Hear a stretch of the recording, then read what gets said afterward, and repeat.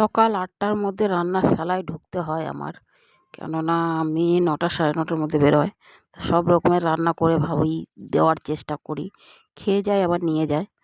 ওর ৩ দিন অফিস থাকে আর ৩ দিন কলেজ যায়। অফিস থাকে বলতে ও একটা রেডিমেড জব করে, সেইখানেই যায় ৩ দিন। তা কলেজ ছুটি এই তিন দিন কলেজ যায়, 3 দিন ওইখানে যায়। তা 9:30টার মধ্যে বেরোয়। তা কোনো রকমভাবে চা টা খেয়ে বাসি কাজ সেরে, প্রথমে বাসি কাজ সেরে তারপরে চা, বাসি কাপড় ছেড়ে, এই শীতে তো চান করা যায় না। আগে গরমের দিনে চান করে নিতাম, তা এখন আর চান করা যায় না।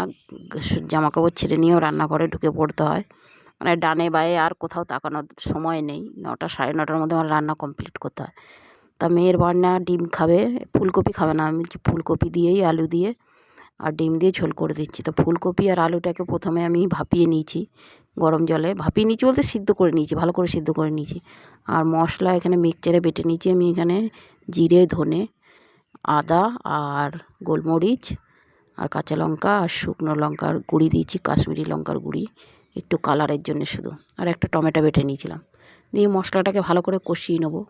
প্রথমে দেখলেই আমি তেল দিয়ে, তেলের উপর গোটা জিরে সম্বরা দিয়ে তারপর মশলাটা ঢেলে দিলাম। মশলাটাকে তেল ছাড়া অবধি কষিয়ে নেব। কষিয়ে নেওয়ার পরে দিয়ে দেবো ফুলকপি আলুগুলো, যেগুলো সিদ্ধ করে রেখেছিলাম। ডিমটাকেও সিদ্ধ করে ভেজে রেখে দিয়েছি আমি। আমরা 3 জনা মানুষ, তাই 3 জনের 3টে ডিম নিয়েছি।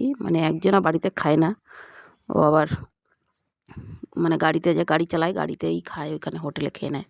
তো 3টে ডিম নিয়েছি। 3টে ডিম আমি ভেজে রেখে দিয়েছি ভালো করে। মশলা দিয়ে এইগুলোকেও ভালো করে একটু ভাজা ভাজা করে নিলাম। সবজিগুলোকে সিদ্ধ করাই আছে, এবার শুধু জল দিয়ে একটু ফুটে গেলেই নামিয়ে নিলে হয়ে যাবে। তা আমি তাও একটু ভাজা ভাজা করে নিলাম। 3টে ডিম ও 3টেও ঢেলে দিলাম, কেননা আলুটা আমার, আলু আর ফুলকপি সিদ্ধ করা আছে। এবার খালি জল দিয়ে ভালো করে ফুটলে, টকবক করে ফুটলে একটু নামিয়ে নেব। পরিমাণ মতন জল দেবো, কেননা গলার কিছুই নাই।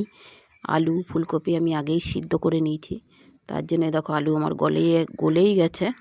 তাও পরিমাণ মতন জল দেবো। জল দিয়ে ভালো করে ফুটিয়ে নিয়ে ধনেপাতা দিয়ে 10 মিনিটের মতন ফুটবো।